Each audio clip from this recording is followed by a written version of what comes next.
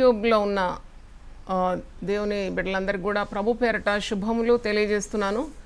ఉజ్జీవం అనే శీర్షిక మీద మాట్లాడుతున్నాను. దేవుడు నన్ను ప్రేరేపించినాడు. అలాగూ ఈ అంత్యదినాల్లో సంఘాల మీదకి, జనులందరి మీదకి దేవుడు తన ఆత్మను కుమ్మరిస్తానని పాత నిబంధనలో యోవేలు గ్రంథంలో, అలాగే అదే వాగ్దానాన్ని పేతురు ఎత్తిపట్టి అపోస్తుల కార్యం 2వ అధ్యాయంలో కూడా మరి చాటిస్తున్నాడు. అంత్యదినమునందు నా ఆత్మను సర్వ జనుల మీద నేను కుమ్మరించబోతున్నానని. మరి అది జరిగి తీరాలి. అందుకే మరి దేవుడు అలాగ నన్ను ప్రేరేపించినాడేమో. ఉజ్జీవం మీద వాక్య పరిచర్య చేయమని ఆదేశించినాడు. ఎన్ని చేస్తానో నాకు తెలియదు. నేను దేవుడు ఆపమనేదాకా ఉజ్జీవం గురించే మాట్లాడాలని ఆత్మలో ప్రేరేపింపబడినాను. నా కొరకు మీరందరూ ప్రార్థించాలని కూడా మిమ్మల్ని కోరుతున్నాను. ఒక చిన్న ప్రార్థనతో మనం ఆరంభిద్దాం. ప్రభువా నీ పరిశుద్ధ నామమునకు స్తోత్రం. ఉజ్జీవం అనే మరి ఆ యొక్క టాపిక్ మీద నైనా అనేకమైన వర్తమానాలు సంఘానికి అందించడానికి నీ దాసురాలు బలపరిచి నా నోటికి తోడై ఉండి నైనా నా నోటిలో నుండి నీ మాటలు బయలుదేరాలని ప్రార్థిస్తున్నాను. గొప్ప ఉజ్జీవం మా సంఘాల్లో కావాలి, మా కుటుంబాల్లో, మా వ్యక్తిగత జీవితంలో కూడా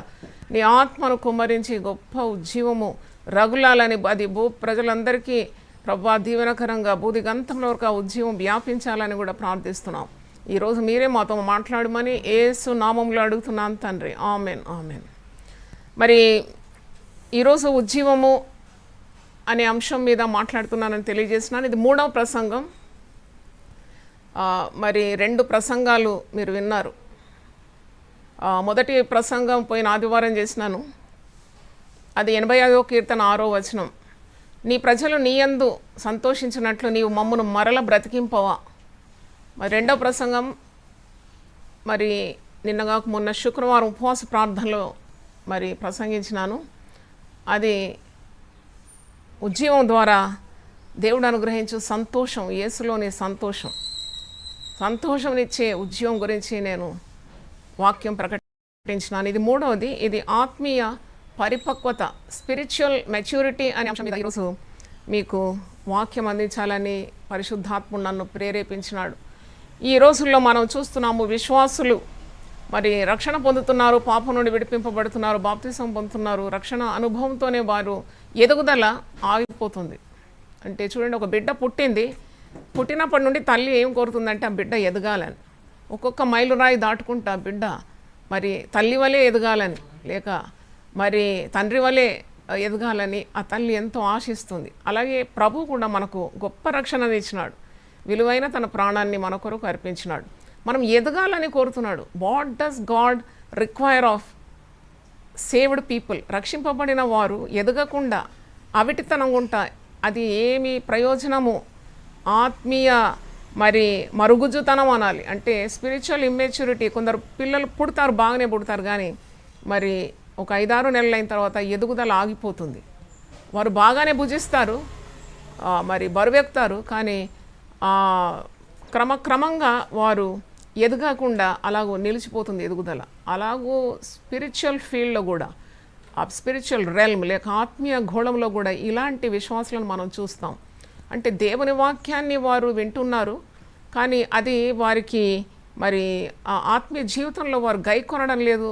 ఆ వాక్యము వారి ఆత్మీయ జీవితానికి ఏమాత్రం పని చేయడం లేదా, లేకుంటే వారు దాన్ని అంగీకరించడం లేదా, పోషణ కరువైందా, వారు ఎదగడం లేదు. అలాగే మనం చూస్తున్నాము, ఆత్మీయ ఎదుగుదల లేకుండా ఉన్నారు. కొందరు ఆత్మీయ గుడ్డివారు ఉంటారు, ఆత్మీయ చెవిటివారు ఉంటారు, ఆత్మీయంగా కుంటివారు ఉంటారు. అంటే దైవ కార్యాలు చేయలేక, దైవ కార్యాలు చూడలేక, దైవ కార్యాలు విని కూడా దాన్ని గైకొనక ఉండేవారు కోకర్లుగా మన చుట్టూ ఉండడం, సంఘంలో ఉండడం మనం గమనిస్తూ ఉన్నాం. కానీ ఒక గొప్ప ఉజ్జీవానికి, అంటే మనోనేత్రములు వెలిగింపబడడానికి, దేవుని వాక్యాన్ని ప్రజలు క్షుణ్ణంగా వినడానికి, దాన్ని గైకొనడానికి, మరి దైవ కార్యాలకు పరిగెడడానికి, ఇలాంటి ఒక గొప్ప ఆత్మీయ చైతన్యము మరి విశ్వాసుల్లో రావాలంటే సంఘము ఏమి చేయాలి? సంఘము నిరంతరము ప్రార్థన చేయాలి. మీరు గమనించాలి, యేసు ప్రభువు లూకాసు వార్త 18వ అధ్యాయము 1వ వచనంలో అంటాడు, మీరు విసుకక ప్రార్థన చేయండి. The key for a great revival is nothing but prayer. ప్రార్థన లేకుండా ఉద్యమం రాదు. చూడండి, ప్రభు చెప్పలేదు మీరు విసుకకుండా ప్రసంగాలు చేయమని లేదు, విసుకకుండా మీరు పాటలు పాడమని లేదు, విసుకకుండా మీరు కార్యకలాపాలు చేయండి, ప్రోగ్రాంలు పెట్టండి సంఘంలో అనలేదు. విసుకకుండా మీరు ప్రార్థన చేయమన్నాడు. మీరు గమనించండి, విసుకకుండా. ఇప్పుడు ఈ దినాల్లో సేవకులందరూ మేము ప్రసంగాలు చేస్తున్నాం, విసుకకుండా కష్టపడుతున్నాము. ఒక ప్రసంగం చేయాలంటే చాలా కష్టం, కానీ ప్రభు చెప్పినాడు విసుకకుండా మీరు ప్రార్థనలు చేయండి. అంటే మన సంఘాల్లో ప్రార్థనలు ఎక్కువగా కావాలని మరి మొట్టమొదటి నేను గుర్తు చేస్తున్నాను. Where there is prayer there is going to be an outbreak of revival. మరి నేను దేవుని ఎదుట ధైర్యంగా చెప్పగలను, దేవుడు నాకు ఇచ్చిన దర్శనం ఇచ్చిన మొదటి రోజు నుండి ప్రార్థనకు ప్రాధాన్యత ఇచ్చినాము. ఇప్పుడు 28 సంవత్సరాల నుండి సంఘంలో ప్రార్థన జరుగుతూనే ఉంది. రకరకాల ప్రార్థన, ఉదయకాల ప్రార్థన, గొలుసు ప్రార్థన అని నేను ఆరంభంలో గొలుసు ప్రార్థనలు పెట్టేది. తర్వాత మందిరము తెరిచుంచి ప్రార్థనలు, మరి మధ్యాహ్నం ప్రార్థనలు, సాయంకాలం ప్రార్థనలు, రాత్రి సంపూర్ణకాల ప్రార్థన, మరి ఇలాగూ మరి 40 రోజులు, 50 రోజులు, 100 రోజులు కూడా ప్రార్థనలు, ఏకోజాము ప్రార్థన, ఇలాగ ఎన్నో ప్రార్థనలు మనం యునైటెడ్ పీపుల్ ఫెలోషిప్లో మనము నిర్వహించినాము. నాకు మంచి గట్టి నమ్మకం ఉంది, దేవుడు నాకు ఈ టాపిక్ మరి ఈ యొక్క అంశాన్ని ఇచ్చినాడంటేనే నాకు అనిపిస్తుంది తప్పకుండా ఏదో గొప్ప దీవెన తొందరలోనే ఉంది.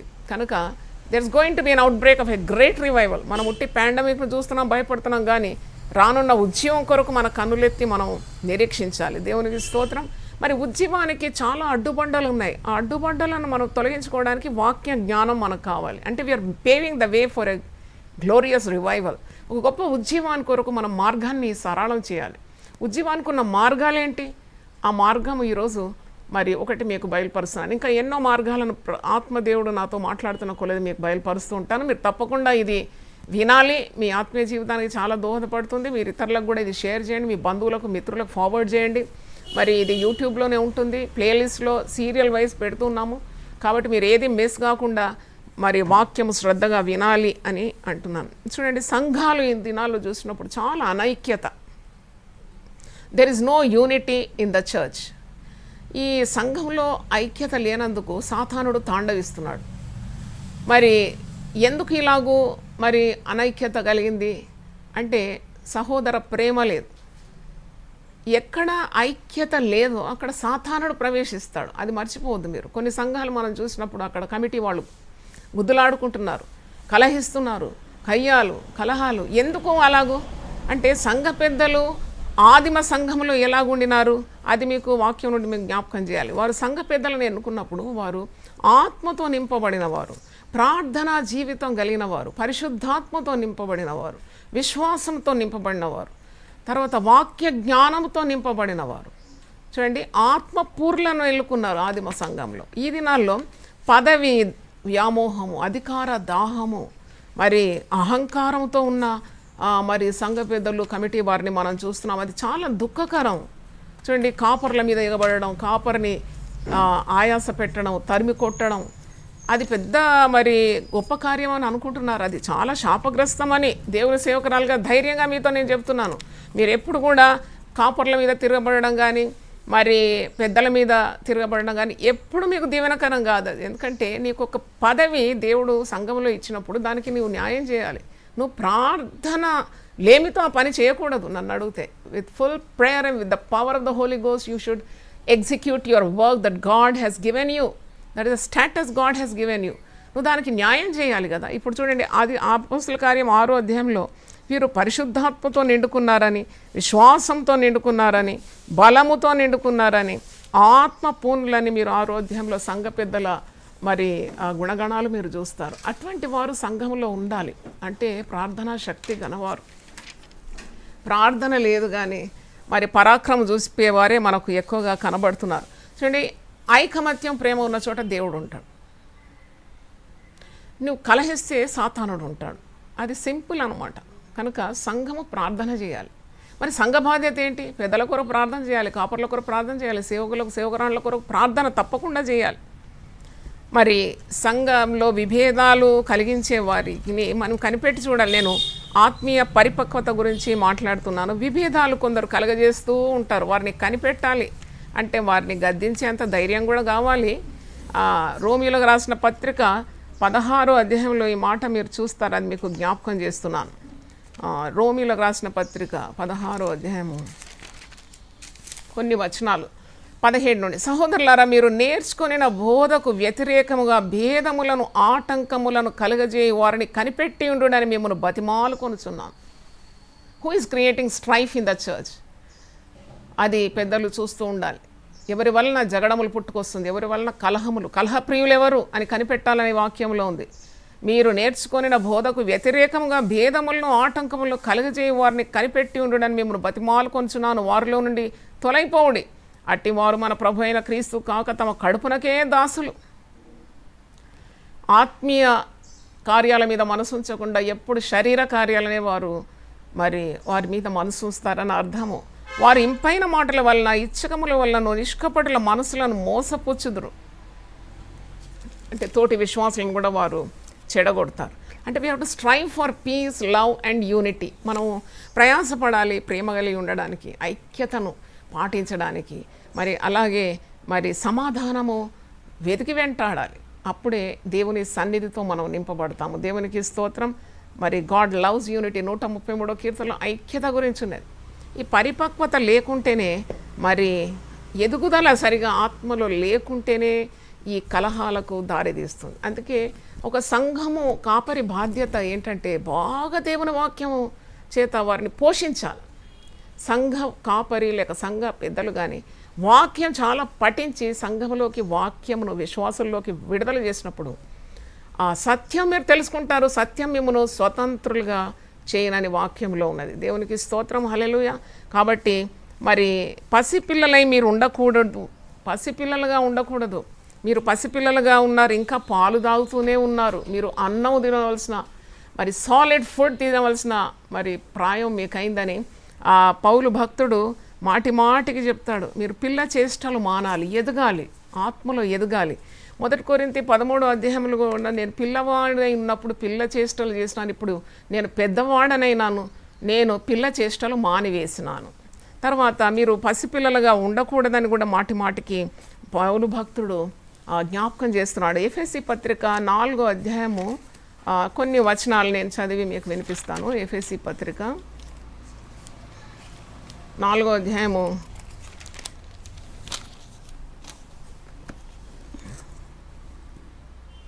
11-12 చదువుతున్నాను. మనమందరము విశ్వాస విషయంలోను దేవుని కుమారుని గూర్చిన జ్ఞాన విషయంలోను ఏకత్వము పొంది, అంటే యూనిటీ, ఏకమత్యం, ఒక్క తాటి మీద విశ్వాసులందరూ సభ్యులందరూ నడవడం అన్నమాట. క్రీస్తు సంఘము కదా, శరీరం అనబడుతుంది, యేసు శరీరం అనబడుతుంది. అన్ని అవయవాలు ఆ సంఘ క్షేమాభివృద్ధి కొరకే పనిచేయాలి. ఏకత్వము పొంది సంపూర్ణ పురుషులకు వరకు, ఫుల్ మెచ్యూరిటీ, సంపూర్ణ పురుషులకు వరకు, అనగా క్రీస్తును కలిగిన సంపూర్ణతకు సమానమైన సంపూర్ణత కలవారమగు వరకు ఆయన ఇలాగూ నియమించాను. 14వ వచనం చూడండి. అందువలన మనమిక మీదట పసిపిల్లలమై ఉండి మనుష్యుల మాయోపాయముల చేత వంచనతోనూ తప్పు మార్గమునకు లాగు కుయుక్తితోనూ గాలికి కొట్టుకొని పోవునట్లు కల్పింపబడిన ప్రతి ఉపదేశమునకును ఇటు అటు కొట్టుకొని పోవచ్చు అలల చేత ఎగరగొట్టబడిన వారమైనట్లుండక ప్రేమ కలిగి సత్యం చెప్పుచు క్రీస్తు వలె ఉండుటకు మనం అన్ని విషయంలో ఎదుగుదాము అని అంటున్నాడు. ఎదుగుదాము అని అంటున్నాడు. చూడండి, గాలికి అటు ఇటు కొట్టుకొని పోతున్నారు విశ్వాసులు. ఇప్పుడు వాళ్ళు స్థిరంగా ఒక సంఘంలో నిలవడం లేదండి. స్థిరంగా నిలవకుంటే, ఒక చెట్టు స్థిరంగా భూమిలో పాదుకుంటే తప్ప అది ఎలా ఫలిస్తుంది? అది ఇప్పుడు ఒక బిల్డింగ్ కట్టబడి, మీరు ఇంటి వలె కట్టబడాలి, మీరు క్రీస్తునందు వేరుపారి స్థిరముగా ఉండాలని కొలసీలకు రాస్తున్నాడు 2వ అధ్యాయంలో. ఇప్పుడు అది లోతుగా వేరు తన్నుతుంది. ఆ చెట్టు ఎంతో స్థిరంగా ఉంటే తప్ప ఎరువు, నీరు, గాలి ఇవన్నీ దానికి అవసరం కదా. అప్పుడే కదా అది ఫలించేది, ఫలభరితంగా ఉంటుంది. దాన్ని పీకి అటు నాటి ఇటు నాటి అటు నాటి ఉంటే అది తొందరగా వేరు చచ్చిపోతుంది. అలాగే ఇప్పుడు విశ్వాసులు ఎక్కడ కూడా కుదుటపడి ఒక సంఘంలో నిలవలేకపోతున్నారు. ఎందుకు? అది సాతాను యొక్క తంత్రమే. మనం ప్రార్థన చేయాలి, సంఘము ప్రార్థన చేయాలి. సంపూర్ణ పురుషుల మగు వరకు, అంటే ఆ ఫుల్ మెచ్యూరిటీ వచ్చేంత వరకు ఎదగాలి ప్రతి విశ్వాసి. అది ఉజ్జీవానికి ఉన్న మార్గం అన్నమాట. That's a paving the way for a great revival. చూడండి, ఏది పడితే అది కాదు, ఏది పడితే అది తినడం. ఇప్పుడు అబద్ధ బోధకుల తట్టు తిరుగుతున్నారు, తప్పుడు త్రోవల తట్టు తిరుగుతున్నాడు అని అంటున్నారు కదా. గాలికి కొట్టుకొని పోవునట్లు కల్పింపబడిన ప్రతి ఉపదేశమునకు ఇటు అటు కొట్టుకొని పోవచ్చు. అలల చేత ఎగరగొట్టబడిన వారమైనట్లుండక ప్రేమ కలిగి సత్యం చెప్పచ్చు, క్రీస్తువులే ఉంటకు మనం అన్ని విషయంలో ఎదుగుదాము. ఇప్పుడు చూస్తే అటు పరుగులాట ఇటు పరుగులాట, అది పసిపిల్ల స్వభావం అన్నమాట, ఎదగలేదన్నమాట. దేవుని వాక్యాన్ని సరిగా పఠించలేదని అర్థము. దేవుని వాక్యాన్ని క్షుణ్ణంగా పఠించిన వారు ఒక కాపరికి ఒక సంఘానికి కట్టబడి ఉంటారు. ఇప్పుడు ఇంటిలో ఉండేవారు ఇంటి నియమాలకు ఆ ఇంటికి వారు బాధ్యత వహిస్తారు. ఆ ఇంటి వారు బయటికి పరిగెత్తి అటు ఇటు ఆ ఇంటికి ఈ ఇంటికి పరిగెత్తారండి. నీకొక ఇల్లు, నీకొక యజమానులు, నీకు ఒక కాపరిని అనుగ్రహించిన తర్వాత అటు ఇటు పరిగెత్తడం అది ఆత్మీయ అపరిపక్వత. It is immaturity. Spiritually you are immature. ఎందుకంటే నీకు పరిశుద్ధ గ్రంథము చదవడం నీ వల్ల కావడం లేదు. అందుకే నీవు బైబిల్ పఠించాలి, ధర్మశాస్త్రమును దివారాత్రము ధ్యానించాలి, వాక్యము పఠించాలి, నువ్వు ఎదగాలి, నువ్వు బాగా ఎదగాలి. ఇప్పుడు 3 పూటలు అన్నం తింటున్నావు కదా, 3 పూటలు తింటావు నీ శరీరం ఎదగడానికి. నువ్వు అది తింటావు, ఇది మంచిది అంటారు, అది మంచిది, ఆయన ఇట్లా అన్నాడు, అది యూట్యూబ్లో ఇది చూసినావు, ఇది నా దేహానికి మంచిది, అది తాగితే మంచిది, ఉదయకాలం లేచి నేను నీళ్లు తాగాలి, లేకుంటే అది తినాలి, పండుకునేటప్పుడు ఇలా చేయాలి, ఎన్ని వ్యాయామాలు చేయాలి, అవును నా కండరాలు పెంచుకోవాలి, నేను చక్కగా ఉండాలి కనబడడానికి. ఇదంతా మట్టికి వెళ్ళిపోతుంది. కానీ ఆత్మీయ శిక్షణ కానీ ఆత్మీయ పోషణ కానీ నిత్య జీవానికి నేను నడిపిస్తుంది. దేవునికి స్తోత్రం. అంటే what is permanent and what is temporary. నువ్వు చనిపోతే ఒక్కరోజు కూడా నిన్ను ఉంచరు ఈ భూమి మీద. ఇప్పుడు ఈ దినాల్లో అయితే ఇంటికి కూడా వస్తలేదు శవాలు, అట్నుండి అట్టే డిస్పోజ్ చేస్తున్నారు. ఇక ఏది నిత్యము ఏది అనిత్యము, దేనికి నువ్వు ఎక్కువ ప్రాధాన్యత ఇవ్వాలి, తప్పకుండా నీ ఆత్మకే నువ్వు ప్రాధాన్యత ఇవ్వాలి. దానికి ప్రాధాన్యత ఇవ్వడానికి ఈ దినాల్లో సాతానుడు సమయం లేకుండా చేస్తున్నాడు. చూడండి, అటు పరుగుడు ఇటు పరుగుడు. మీరు ఎక్కడ పోయినావమ్మా అంటే నేను అక్కడ పోయినానమ్మా. అయ్యో అక్కడెందుకు పోయినావమ్మా అంటే అక్కడ బాగుందని పోయాను, ఇక్కడ బాగుందని పోయాను.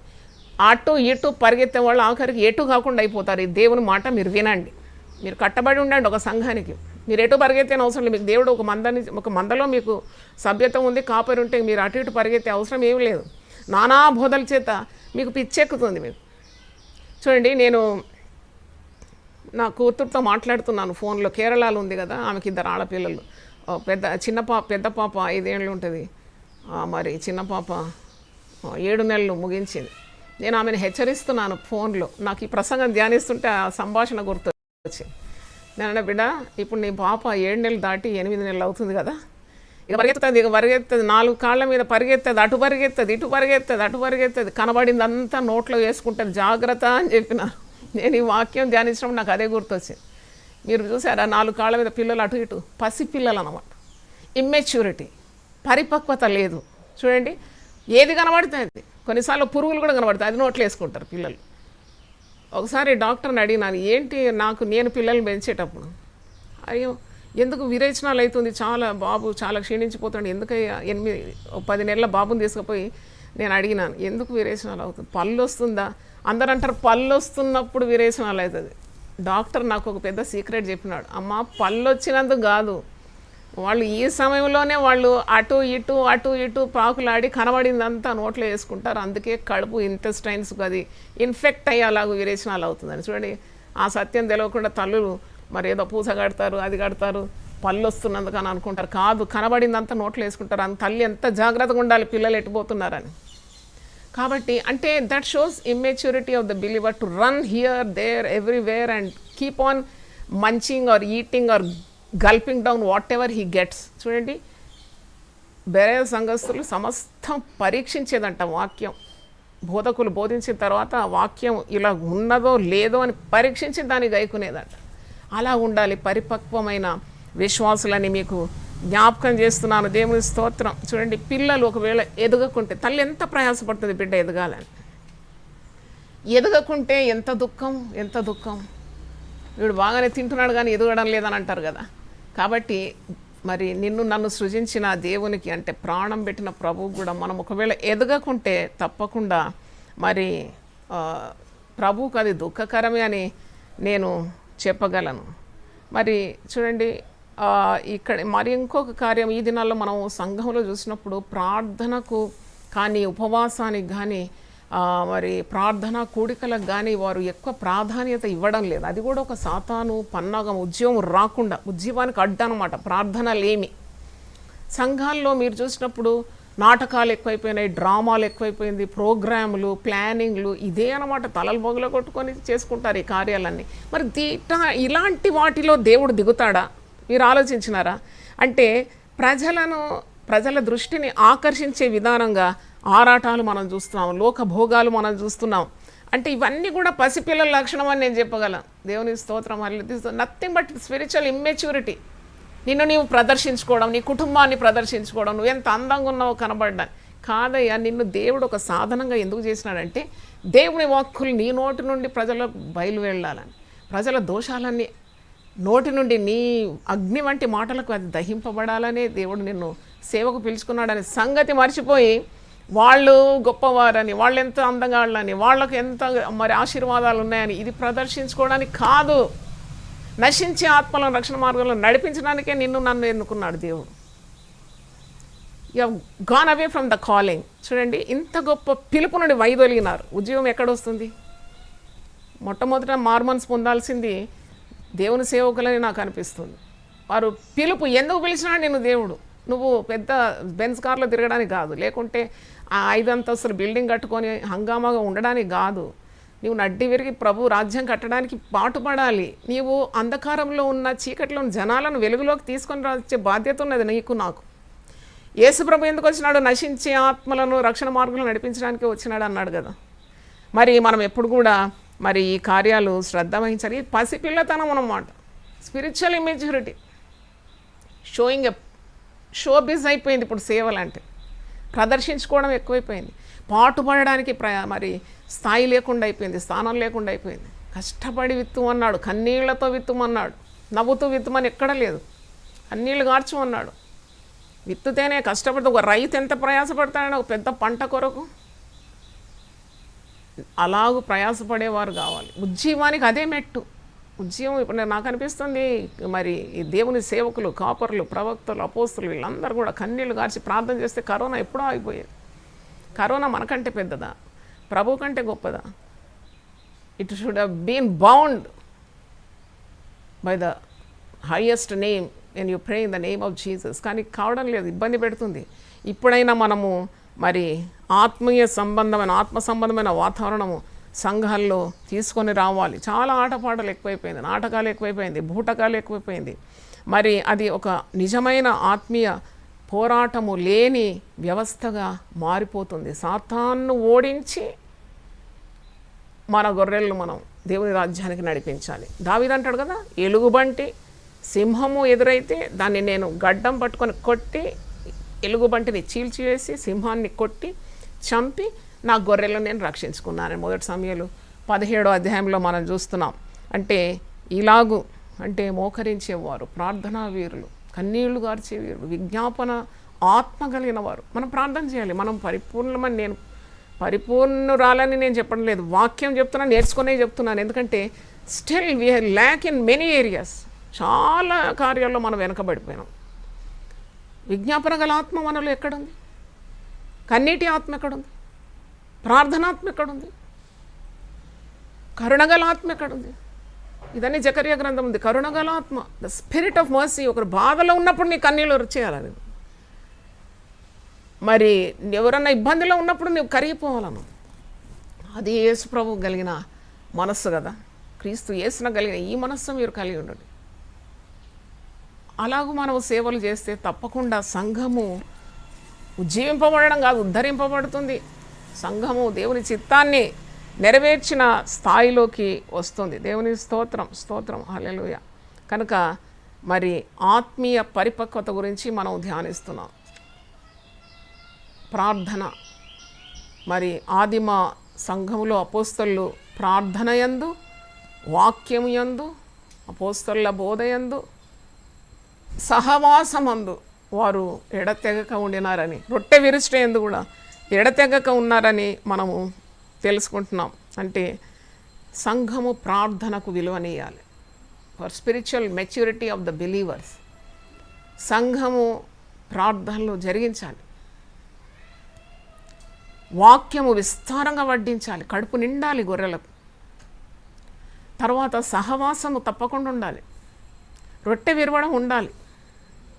కూడి వచ్చినప్పుడు എല്ലാ అపోస్తలులు ఇంటింట రొట్టె విరిచినారని నెలకోసారి మరి ఎక్కడుంది? ఎవరో మరి నేను చెప్పిన మాటను ధిక్కరించి ఆదివారం రొట్టె విరవాలని ఎక్కడుందని ప్రసంగంలో చెప్తున్నారు. అయ్యా, మంచి వాక్యం చదువు. వారు కూడి ఉన్నప్పుడెల్లా వారు రొట్టె విరిచినారు, ఇంటింట అపోస్తలులు రొట్టె విరిచినారని. అంటే రొట్టె విరవడం మరి అదే ఆషామాషి కాదు. సిలువను ధ్యానిస్తున్నావు, యేసు ప్రభు చెల్లించిన విలువను ధ్యానించడం అనమాట రొట్టె విరవడం అంటే. నీ రక్షణ యొక్క విలువను ధ్యానిస్తున్నావు. అది మరి ఎప్పుడో నెలకొక్కసారి చేయాలని నిబంధన ఎక్కడ లేదు. కూడి వచ్చినప్పుడెల్లా చేయొచ్చు మనం. అంటే దాంట్లో శక్తి ఇమిడి ఉందని మరి మీకు జ్ఞాపకం చేస్తున్నాను. మరి ఇంకోటి, సంఘంలో ఫీస్టింగ్లు ఎక్కువైపోయింది, ఫాస్టింగ్లు తక్కువైందండి. సంఘం ఉజ్జీవింపబడాలంటే ఎప్పుడు చూసినా చికెను, మటను, బిర్యానీ ఇదంటే అందరు పరుగొస్తారంట. నేను ఒకటి మంచి ధైర్యంగా చెప్పగలను, యునైటెడ్ పీపుల్ ఫెలోషిప్లో ఉపవాస ప్రార్థనలకే ఎక్కువ మంది వస్తారు. మేము చికెన్ ఇచ్చినందుకు రాలేదు, మటన్ ఇచ్చినందుకు రాలేదు, ఫాస్టింగ్ ప్రేయర్ అనగానే వచ్చేస్తారు కోకొల్లలుగా. అలా తరబీదు ఇచ్చినాం. మనం ఎలాగో సంఘాన్ని నడిపిస్తామో అలాగే తయారవుతారు కదా విశ్వాసులు కూడా. ఈరోజు మరి ప్రభు అదే మాట్లాడుతున్నాడు. అంటే మనము ప్రభువులో స్థిరంగా ఉండడం నేర్చుకోవాలి. ఫిలిప్పీ పత్రిక 4:1 మరి పౌలు భక్తుడు అంటున్నాడు, కావున నేను అపేక్షించు నా ప్రియ సహోదరులారా, నా ఆనందమును నా కిరీటంనై ఉన్న నా ప్రియులారా, ఇట్లు ప్రభువునందు స్థిరులై ఉండుడి. మీరే నా ఆనందం. చూడండి, సంఘం అంటే ఎంత ప్రేమ అండి పౌలు భక్తునికి. మనకందరికి కాపర్లందరికీ ఒక మాదిరి ఎవరంటే పౌలు భక్తుడు. ఆయన ఎక్కడ తెచ్చి తన కుటుంబాన్ని స్టేజ్ మీద నిలబెట్టినాడు? అసలు ఎక్కడుందో కుటుంబం కూడా తెలియదు. ఒంటరిగా సేవ చేసే వాళ్లకు పౌలు ఒక మాదిరి. నన్ను అడిగితే పౌలు భార్య ఎక్కడ కనబడ్డది? మనుమళ్ళు, మనుమరాళ్ళు, స్టేజ్ మీద పిల్లలు ఎక్కడ కనబడ్డారండి? ఇవన్నీ మరి దేవుని సన్నిధిలో మరి ఎంత మాత్రం న్యాయం ఉందో నాకు అర్థం కాదు. ఎందుకంటే నీవు ప్రభువును చూపెట్టాలి. In every way you demonstrate Jesus before the public. యేసును చూపెట్టు, యేసు వలే ఉండు, యేసు కార్యాలు చెప్పు, యేసు మాదిరి ప్రజలకు అందించాలి. కానీ మనం ఎంత గొప్పవారం చాటించుకోవడానికి కాదు ఆ పుల్పిట్ కానీ ఆ యొక్క డయస్ కానీ. చూడండి, పౌలు భక్తుడు ఎంత నిరాడంబర జీవి, ఎంత కష్టజీవి, ఎన్ని ఇబ్బందులు పడ్డాడు, ఎన్ని రోగాలు అనుభవించినాడు, ఎంత నలిగిపోయినాడు, ఎన్ని శ్రమలు దేవుని రాజ్య వ్యాప్తి కొరకు అనుభవించినాడు. సంఘాన్ని ఎంత ప్రేమించినాడు, మిక్కట్టంగా ప్రేమించినాడు, ప్రాణం ధారపోసినాడు. అందుకే అంటున్నాడు, మీరే నా కిరీటం, మీరే నా ఆనందం. సంఘాన్ని అంత ప్రేమిస్తేనే ఒక కాపరి అలాగ చెప్పగలుగుతాడు. You are my joy, you are my crown. మీరు దయచేసి ప్రభునందు స్థిరులుగా ఉండండి, బీ రూటెడ్ ఇన్ క్రైస్ట్. మీరు అటు ఇటు పరిగెత్తకండి అని వారిని మనవి చేస్తున్నాడు. కొన్నిసార్లు మనవి చేస్తాడు, కొన్నిసార్లు బతిమాలుకుంటాడు, కొన్నిసార్లు బెత్తంతో రావాలని అంటాడు. అంటే కోపం ఉన్న వాళ్ళకు ప్రేమ ఉంటుంది అంటారు కదా. సరిగా నడవకుంటే ఆ ప్రేమించే వాళ్ళు కోపగిస్తారు. అట్టి కోపంలో శక్తి ఉంటుంది. ఆ వెంటనే మరి ఆ సంఘం వదిలిపెట్టి మీరు వెళ్ళిపోతే వారు దౌర్భాగ్యులైపోతారు. దేవునికి స్తోత్రం. కనుక మనం ఇవన్నీ కూడా నేర్చుకుంటున్నాం. The spiritual maturity. శరీర కార్యాలు ఒకవేళ మనలో ఉంటే తప్పకుండా దాన్ని గెలవాలి. అది ఒక ఆత్మీయ పరిపక్వతకు సూచన. అందరూ మానవులే, అందరూ పాపం చేస్తారని యేసు రక్తమందు విమోచింపబడిన నీవు కూడా పాపం చేస్తే నీకు మరి పరజనులకు ఏమీ వ్యత్యాసం ఉంది? What is the difference? You have to conquer sin. చూడండి, ఆటంకాలు వస్తాయి, అడ్డులు వస్తాయి. అబ్స్టకల్ రేస్ అని పెడతారు కదా, మధ్యలో అడ్డులు పెడతారు. ఆ అడ్డులు దాటుకుంటూ వెళ్ళాలి. పోయి గోల్ దగ్గర పోతే వాడు ఫస్ట్ ప్రైజ్ మనకి వస్తుంది. అలాగే అంటే ఈ శరీరము లాగుతూ ఉంటుంది, ఆత్మ నిన్ను ప్రేరేపిస్తుంది, కానీ శరీరము బరువులు గట్టి నిన్ను కిందికి లాగుతుంటుంది. అప్పుడు కూడా ఉజ్జీవం కొరకున్న గురి పెట్టుకొని, గమ్యం పెట్టుకొని, అవును నేను ఆత్మతో నింపబడాలి, నేను దైవ కార్యాలు చేయాలి, నా నుండి ప్రవహించాలి జీవజల నదులని ఆ యొక్క తీక్షణమైన కోరిక ఉంటే తప్పకుండా నువ్వు ప్రార్థన చేస్తావు. ప్రార్థన ద్వారానే శరీరం మీద విజయం పొందుతావు. లేకుంటే ఆ ఇచ్చలకు నువ్వు బానిసైపోతావు. ఆత్మచేత మీరు శరీర కార్యములను జయించాలి అని పౌలు భక్తుడు అంటున్నాడు కదా. శరీరము నిష్ప్రయోజనము, మరి ఆత్మ నిన్ను జీవింపజేస్తుందని మరి ఒక చోట అంటున్నాడు. కనుక మనము ఇది కూడా గమనించాలి. చిన్న పిల్లలు ఆడుకుంటారు. నేను అదే అంటున్నాను, సంఘాల్లో అనైక్యత గురించి ఆలోచించినప్పుడు నాకు ఇది గుర్తొచ్చింది. అంటే పిల్లల్ని పెంచి మనవళ్ళు మనవరాళ్ళని పెంచి కూడా నాకు అనుభవం ఉంది కాబట్టి మనం కొన్ని బొమ్మలు వేస్తే ఈ బొమ్మ నాది, ఈ బొమ్మ నాది, నీది అని చెప్పి కీసులాడుకుంటారు. అట్లా కీసులాడుకుంటారు సంఘంలో. ఇది నాది, ఇది నేను తెచ్చిన ఫ్యాను, అది నేను తెచ్చిన కుర్చీ. ఎంత చిన్నపిల్లల ఆట అది. మరి ఒకసారి నేను మీకు జ్ఞాపకం చేస్తున్నాను, మరి అలాంటివి ఏవి కూడా ఉండకూడదు. We have to grow in the Lord. అంటే పరిపక్వత. సంఘములో ఎవరైనా కలహించినప్పుడు అనుకోవాలి they are immature. We have to forgive them. చాలా మట్టుకు మనం క్షమించి వారిని దారికి తీసుకురావడానికి ప్రయత్నించాలి. అంటే చూడండి, కొన్నిసార్లు మరి సంఘములో మనం చూస్తాం, వారికి మాకెందుకు ఆ స్థాయి ఇవ్వలేదు, మాకెందుకు ఆ పవర్ ఇవ్వలేదు, ఈ పొజిషన్ ఇవ్వలేదు అంటారు కదా. అంటే ఆత్మీయ పరిపక్వత లేనికి మీరు అధికారం ఇస్తే వాళ్ళు ఏదైనా చేసి పెడతారు. నాకు ఒక సంగతి గుర్తొస్తుంది. మరి కూతురు చిన్నప్పుడు, అంటే ఒక 2 ఏళ్ల వయసు ఉన్నప్పుడు, నేను కిచెన్లో చాలా ఫాస్ట్గా పనిచేస్తున్నాను. ఒక బ్యాంకు కురకాలి, మరి దైవ కార్యాలు చేయాలి. చెప్పి వచ్చి మమ్మీ నాకు కత్తి అంటే, 2 ఏళ్ల పిల్ల కత్తి చేతికి ఇస్తానండి. నేను ఎందుకు ఇస్తా కత్తి? ఆ కత్తి ఇస్తే మరి ఏం చేస్తుంది? ఆమెనే పడుతుందేమో, గాయాలు చేసుకుంటుందేమో. నేను ఇవ్వలే కత్తి. కానీ అదే పాప మరి ఎదిగి పరిపక్వతకు వచ్చినప్పుడు 14-15 ఏళ్ళప్పుడు నేనే పిలిచి కూరగాయలు కట్ చేయి, నువ్వు ఇది చేయి, నాకు హెల్ప్ చేయని నేనే మరి ఆమెను పిలిచి పని చెప్పినాను. అంటే చూడండి, ఎప్పుడు ఎవరికి ఏ పనులు అప్పగించాలి అది కూడా తెలిసి ఉండాలి. కొందరికి దురహంకారం కదా, అధికార దాహం ఉంటుంది. అధికార దాహము చాలా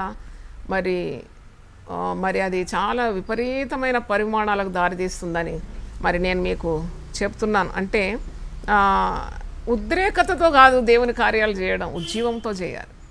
ఉజ్జీవం అనగానే అది దేవుని ఆత్మతో నింపబడడం, ఉద్రేకత కాదు. నేను అది చేస్తా ఇది చేస్తా అంటే అది ఎమోషన్ అన్నమాట. అంటే ఎమోషన్ ఈజ్ రూలింగ్ యూ. కానీ ఉజ్జీవం అంటే you are finding the will of God in everything. అంటే దేవుని కార్యాల్లో నీవు మరి ఎంతో శ్రద్ధతో, ప్రార్థనాపూర్వకంగా, దేవుని ఆత్మతో నింపబడి పవిత్రంగా, పరిశుద్ధతతో దైవ కార్యాలు చేయడం వేరుగా ఉంటుంది. అంటే your intentions should be good. Your intentions should match with your actions. So నువ్వు ఏది చేస్తున్నావో అది నీ హృదయపూర్వకంగా దైవ కార్యాలు చేయడం అన్నమాట. హృదయపూర్వకంగా నీ తోటి విశ్వాసాలను ప్రేమించడం, హృదయపూర్వకంగా ప్రార్థన చేయడం, హృదయపూర్వకంగా వాక్యాన్ని పఠించి దాని సత్తా లేక దాని సత్తువను నీవు నీ ఆత్మలోకి తీసుకోవడం. అంటే that is totally different from the ఈ అవుటర్ షో పుటప్. చూడండి, చాలామంది మరి మనం సంఘంలో చూస్తూ ఉంటాం కదా, సరి అయిన ఎదుగుదల లేకుండానే వారు ఇలాంటి అసమాధానాన్ని సంఘంలో సృష్టిస్తారని చెప్పడానికి మరి ఏ సందేహం లేదు. అంటే నేను ఒక 4 కార్యాలు మీకు జ్ఞాపకం చేయాలని, ఆత్మీయ ఎదుగుదల కొరకున్న 4 కార్యాలు మీకు జ్ఞాపకం చేయాలని నేను కోరుతున్నాను. మరి 2 కొరింథీ పత్రికలో పౌలు ఒక మాట అంటాడు, అది జ్ఞాపకం చేసి నేను ఆ 4 కార్యాలకు వెళ్తాను. 2 కొరింథియన్స్ 11వ అధ్యాయం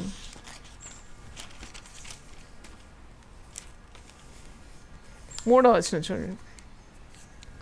2 కొరింథీ 11:3. సర్పము తన కుయుక్తి చేత హవ్వను మోసపరిచినట్లు మీ మనస్సులను చెరుపబడి క్రీస్తు ఎడలనున్న సరళత నుండి, పవిత్రత నుండి ఎట్లయినను తొలగిపోవునేమో అని భయపడుచున్నాను. మరి హవ్వను మోసపరిచింది కదా సర్పము, అలాగూ విశ్వాసులను కూడా మోసపరిచి వారి మనసులను చెరిపివేసి క్రీస్తు ఎడలనున్న ఆ స్వచ్ఛమైన ప్రేమను, ఆ సరళత్వాన్ని, ఆ పవిత్రత నుండి మరి వైదొలగునట్లు చేస్తుందేమో అని నేను భయపడుతున్నాను. సంఘముల కొరకు ఎప్పుడు కూడా పౌలు ప్రార్థన చేసేది. If you really love your church, you should pray for the church. సంఘాన్ని ప్రేమిస్తే తప్పకుండా సంఘం కొరకు ప్రార్థన చేయాలి, తోటి విశ్వాసుల కొరకు ప్రార్థన చేయాలి, ఎదుగుదల కొరకు ప్రార్థన చేయాలి. ఆ కాపర్లు కూడా ప్రయాసపడి దేవుని వాక్యాన్ని పఠించి అద్భుతమైన వర్తమానాలు వారి నోటి నుండి మేము వినాలి ప్రభువా, మా సంఘం ఎదగాలి ప్రభువా, ఆత్మీయ జీవితంలో మా విశ్వాసులు ఎదగాలి అని తపన ప్రతి విశ్వాసికి ఉండాలి, ప్రతి సంఘ సభ్యునికి ఉండాలి. అది కాపరి బాధ్యత మాత్రం కాదు, క్రీస్తు రక్తము చేత సంపాదించబడిన సంఘము, తన స్వరక్తం ఇచ్చి సంపాదించిన సంఘములో నువ్వు ఒక సభ్యునిగా సభ్యురాలుగా ఉంటే ప్రతి ఒక్కరికి ఆ బాధ్యత ఉన్నది. ప్రతి ఒక్కరికి ఆ బాధ్యత. నువ్వు విన్న వాక్యాన్ని మరి బలహీనంగా ఉన్న విశ్వాసురాలకు కానీ విశ్వాసుగా అందించడం, తిరిగి జ్ఞాపకం చేయడం. నువ్వెందుకు ఇలా నీరసించిపోతున్నావు, మనం వాక్యం విన్నాం కదా అని ఆ వాక్యాన్ని నువ్వు పఠిస్తే కాక నువ్వు చెప్పలేవు కదా. When you get you will be able to give. నువ్వు పొందుకుంటే తప్ప నువ్వు ఎలాగిస్తావు, నీ దగ్గర ఉంటే తప్ప ఇతరులకు ఎలాగిస్తావు. కాబట్టి నువ్వు పొందుకోవాలి. ఇప్పుడు మరి ఒక వీడియో పంపింది నా కుమార్తె. ఆ పెద్ద కుమార్తె చిన్న ఆమెను ఎత్తుకుంటుంది అనమాట. అయ్యో ఎత్తుకుంటున్నావు సరే కానీ పడేయక అని చెప్పినాను. అంటే ఇంకా ఎదగాలి కదా పాప. మరి చూడండి, అది పెద్దది కాబట్టి నా పెద్దరికం చూపెడుతుంది అనమాట. చిన్న పాపను ఎత్తుకుంటుంది, ఇట్లా ఎత్తుకుంటుంది భుజం మీద. అయితే నేను అనుకున్నాను నిజంగానే మరి విషయంలో కూడా సంఘములో ఎదిగిన విశ్వాసులు ఉంటారు, అప్పుడే పుట్టిన బిడ్డలు ఉంటారు, ఎదుగుతున్న వారు ఉంటారు. అంటే ఒక పరిపక్వమైన విశ్వాసి తప్పకుండా చిన్న బిడ్డలు, విశ్వాసంలో చిన్న బిడ్డలను ఆదుకోవడం, కొద్దిగా సహాయం చేయడం, కొద్దిగా వారిని ఆదరించడం, ప్రేమతో వారితో వ్యవహరించడం, కొద్దిగా చక్కని మాటలు పలకడం, ఇలాంటివి ఉంటే నిజంగా వాళ్ళ ఎదుగుదలకు కూడా మనం మరి ఎదిగిపోయిన విశ్వాసులు తోడ్పడవచ్చు కదా. నాకేమిలే అని అనుకుంటే ఎలాగో. కొందరైతే చాలా గొప్పవారు పేద విశ్వాసులను చూస్తే ప్రైజులాడు కూడా చెప్పారు. ఏం కట్టుకపోతావయ్యా నువ్వు, పోయినప్పుడు నీ కారు వస్తుందా నీతో, నీ బంగారం నీతో వస్తుందా, నీ బ్యాంక్ బ్యాలెన్స్ వస్తుందా, నీ కోట్ బూట్ వస్తుందా, రాదు. ప్రభు ప్రేమనే నిత్యం నిలుస్తుంది. నిత్యం నిలిచేది నేను ఎప్పుడు చెప్తాను 3 కార్యాలు. ఒకటి, ప్రేమ శాశ్వత కాలం ఉంటుంది. దేవుని చిత్తం జరిగించేవాడు నిరంతరం నిలుస్తాడు. వాక్యము నిలకడగా ఆకాశమందు ఎల్లప్పుడూ ఉంటుందంట, అది గతించదట. ఈ 3 కార్యాలు గతించదు. ఒకటి వాక్యం, ఒకటి ప్రేమ, ఒకటి దేవుని చిత్తం జరిగించేవారు. కాబట్టి పేద విశ్వాసం చూసినప్పుడు ఈ ధనికులకు చూడండి ఎంత మరి అది ఆ స్థాయి ఇచ్చింది దేవుడే కదా. నువ్వు ఒకవేళ ఐపీఎస్ ఉండొచ్చు, ఐఏఎస్ ఉండొచ్చు, కమిషనర్ ఉండొచ్చు, లేకుంటే ఏదో పెద్ద పదవిని గవర్నమెంట్లో ఉండొచ్చు, పెద్ద డాక్టరే ఉండొచ్చు. నీవు ఏదో ఫీల్డ్లో గొప్ప పేరు సంపాదించిన వ్యక్తి. సంఘంలో పేద విశ్వాసాలను చూసినప్పుడు వాళ్ళు పరకరించాం ఎప్పుడన్నా. నీకు దేవుడు లెక్క అడుగుతాడు, తప్పకుండా న్యాయపీఠం ఎదుట లెక్క అడుగుతాడు. అది that shows your spiritual maturity. అది ఎంత ఆత్మీయ పరిపక్వత అంటే, దీనిని చూసినప్పుడు బాగున్నావా వాని పేరు పెట్టి పిలిస్తే ఇంత కడుపు నిండిపోతుంది, ఏమి ఇవ్వనవసరం లేదు. ఆ పేదవానికి అది అమ్మో అయ్యగారు నన్ను చూసి నన్ను పలకరించాడు, ఊరంతా చాటించుకుంటాడు. చూడండి, that is spreading the love of Jesus. When you're humble you can do much for the ministry. కేవలం ఆ పాస్టరే దాని బాధ్యత కాదు, సంఘస్థులందరూ బాధ్యులు, ఒకరు బాధ్యత. అది that shows your growth in the lord, that shows your maturity in Christ. కనుక ఈ 4 విషయాలు మీరు జ్ఞాపకం చేసుకుంటున్నది చాలా నేను మీకు వివరించినాను. ఒక 4 సంగతులు చెప్పి నేను నా మాట ముగిస్తాను. అది గ్రో అంటే GROW అక్రానిమ్ పెట్టి నేను మీకు గుర్తుండడానికి మరి దానికి GROW అని పెట్టినాను. ఒకటి జీ అంటే నీవు తప్పకుండా ప్రభువులో నాటబడాలి. అంటే క్రీస్తుని పునాదిగా ఉన్నప్పుడే ఇవన్నీ సాధ్యం. పునాది లేని గృహాలు పెద్ద పెద్ద బీభత్సమైన వర్షానికి గాలికి కూలి పడిపోతాయి. చెట్లు దే గెట్ అప్రూటెడ్, అంటే వేర్లతో సహా రోడ్డు మీద పడి ఉండడం మనం చూస్తాం. చూడండి, లోతుగా నాటబడింది, లోతుగా ఉన్న భవనాలు కూలవు, అంత తొందరగా కూలిపాటు రాదు. అది ఎన్ని తుఫాన్లు కూడా ఎదుర్కొంటుంది, ఎంత వర్షము వరదలు కూడా ఎదుర్కొంటుంది. ఎందుకంటే it is foundation is very strong అంటారు. అమ్మో దాని పునాది చాలా లోతుగా ఉందండి. పునాది లేని క్రైస్తవులకే మరి పరిపక్వత ఉండడం చాలా అరుదు. కాబట్టి పునాది నీది ఎలాగుంది. కొరింథీ పత్రికకు హెచ్చరిస్తున్నాడు, వారిలో పరిపక్వత లేనందుకే వాళ్ళు కలహిస్తున్నారు అంటున్నాడు. అపోస్తలుడైన పౌలు కొరింథీయులకు రాసిన మొదటి పత్రిక 3వ అధ్యాయము 10వ వచనం చూడండి. సహోదరులారా, మీరందరూ ఏకభావంతో మాట్లాడవలెను, మీలో కక్షలు లేక ఏక మనసుతోనూ ఏక తాత్పర్యంతోనూ మీరు సన్నద్ధులై ఉండవలనని మన ప్రభు అయిన యేసు క్రీస్తు పేరట మిమ్మను వేడుకొనుచున్నాను. పౌలు సంబోధన చూస్తే చాలా అద్భుతం. మనసు వేడుకుంటున్నాను, మనవి చేస్తున్నాను, బతిమాలుతున్నాను, మిమ్మల్ని అడుగుతున్నాను. చూడండి హౌ హంబుల్ హీ ఈజ్. నేను ఆజ్ఞాపిస్తున్నానని కూడా అంటాడు కొన్నిసార్లు. అయితే ఇక్కడ మరి సంఘంలో కలహాలు ఉన్నాయి. కొరింథీ సంఘంలో అంటున్నాడు, మూడో అధ్యాయం మీరు వచ్చినప్పుడు ఇలాగంటాడు, సహోదరులారా, ఆత్మ సంబంధులైన మనుషులతో మాట్లాడినట్టు నేను మీతో మాట్లాడలేకపోతుంది. శరీర సంబంధులైన మనుషులే అనియు క్రీస్తునందు పసిబిడ్డలే అనియు మీతో మాట్లాడవలసి వచ్చాను. మీరు ఇంకా పసిబిడ్డలు సంఘములో అని అంటున్నాడు. ఎందుకు పసిబిడ్డలు అంటే అప్పటిలో మీకు బలము చాలకపోయినందున పాలతోనే మిమ్మల్ని పెంచుతుంది, కానీ అన్నంతో మిమ్మల్ని పెంచలేదు. మీకు అన్నం ఇస్తే అరగడం లేదు. అందుకే నేను పాలు పోసి పెంచినాను, మిమ్మల్ని పాలతో పెంచినాను. ఎప్పటికీ పాలు తాగితే ఎలాగ ఎదుగుతారండి? ఒక 20 ఏళ్ళ పురుషుడు వాడు బలమైన ఆహారం తింటాడు, వానికి అసలు సరిపోదు. తల్లి వండిన ఆహారం సరిపోక బయటికి పోయి ఇంకా అక్కడిక్కడ పోయి తింటూ ఉంటాడు. వాడికి ఆకలి ఎక్కువ ఉంటుంది కదా, వానికి పాలిస్తే ఎలాగో వాడు మరి పూర్వ పక్వతలో రాలేడు కదా. అంత బలమైన ఆహారం ఇవ్వాలన్నమాట. అవి వీళ్ళకి అరిగే ప్రసక్తి లేదు, వీనికి బలమైన ఆహారం. చూడండి అంటారు కదా, 6 నెలల బిడ్డకు మరి అన్నప్రాసం చేస్తారు. అన్నప్రాసం చేసే వయసులో ఆవకాయ పచ్చడి పెడితే ఎట్లా ఉంటుంది? అలాగూ మరి సంఘంలో కూడా చాలా పసిబిడ్డలు ఉంటారు, చాలా పరిపక్వతకు వచ్చిన వాళ్ళు ఉంటారు. మరి అది కూడా గమనించాలి. సంఘం పసిబిడ్డను ఎలాగ చూసుకోవాలి, ఎదిగిన వారిని ఎలాగో చూసుకోవాలి, ఎలాంటి ఆహారం ఇవ్వాలి. పౌలు అంటున్నాడు, మిమ్మల్ని పాలతో పెంచినాను, మరి మీకు బలము లేదు, జీర్ణశక్తి లేదు, కాబట్టి మీకు పాలే ఇచ్చినాను, మిమ్మల్ని అన్నంతో మిమ్మల్ని పెంచలేదు. మీరు ఇంకానూ శరీర సంబంధంలో ఉండటం వలన ఇప్పుడునూ మీరు బలహీనులై ఉన్నారు కదా. మీరు సరిగ్గా భుజిస్తే మీకు చక్కగా బలం వచ్చేది. మీరు భుజించలేదు, మీరు బలహీనులుగా ఉన్నారు. మీలో అసూయను కలహమును ఉండగా మీరు శరీర సంబంధులై మునుపటి రీతిగా నడుచుకుని వారు కారా? ఒకడు నేను పౌలు వాడను, మరి ఒకడు నేను అప్పొల్లో వాడను అని చెప్పునప్పుడు మీరు ప్రకృతి సంబంధులైన మనుషులు కారా? చూడండి, ఇక్కడ పెద్ద డివిజన్ అన్నమాట సంఘంలో. కొరింథీ సంఘంలో విభేదాలు. పౌలు వాడని, అప్పల్లో వాడని, మరి అలాగూ వారు కలహిస్తున్నట్టు మనం చూస్తున్నాం. కనుక మనము ప్రాపర్ ఫౌండేషన్ కావాలి, సరి అయిన పునాది. పునాది ఏంటంటే వాక్యం అనే పునాది. పునాది అంటేనే దేవుని వాక్యం. ఈయన మాటలు విని దాని ప్రకారం చేయవాడు బండ మీద తన గృహమును కట్టుకున్న బుద్ధిమంతునితో సమానుడని వాక్యంలో ఉంది. గాలి వచ్చినా వాన వచ్చినా వరద వచ్చినా ఆ ఇల్లు పడలేదంట. పునాది సరిగా లేకుంటే గాలి వచ్చే వాన వచ్చే వరద వచ్చే ఇల్లు పడిపోయింది, దాని పాటు గొప్పది అని వాక్యంలో ఉంది కదా. అంటే వాక్యం అనే పునాది మీద మీరు కట్టబడాలి. గ్రౌండెడ్ ఇన్ క్రైస్ట్ అన్నమాట. G is for ground, being grounded in Christ. క్రీస్తు తప్ప ఇంకోటి లేదు, క్రీస్తు తప్ప ఇంకొక ఉపదేశం కాదు. సరి అయిన ఉపదేశంలో నువ్వు పునాది లోతుగా తన్ని చక్కగా ఉంటే ఒక ఇంటి వలె నువ్వు కట్టబడతావు, ఒక చెట్టు వలె మరి వేరుపారి నువ్వు క్రైస్తవ జీవితంలో స్థిరంగా ఉండగలవని అర్థం. తర్వాత ఆర్ అంటే G for grounded, R for relationship. Relationship అన్నప్పుడు మనము ఎదగాలి అంటే తోటి విశ్వాసులతో ఉన్న బాంధవ్యంతో, సంబంధంతో, మంచి సంబంధాలు, చక్కని రిలేషన్షిప్. అంటే it should be Christ oriented. ఇప్పుడు తోటి విశ్వాసులతో మీరు కలవాలని చెప్పినప్పుడు ఊరికే వాళ్ళ ఇంటికి పోయి గప్పాలు కొట్టడం కాదు, అక్కడిక్కడ ఇంటిళ్ళు తిరగడం కాదు నేను అనేది. విశ్వాసులతో ప్రేమ, విశ్వాసులతో మరి మరి ఒకరి భారాలు ఒకరు భరించుకొని ప్రార్థన చేయడం, కలిసికట్టుగా ఉండడం.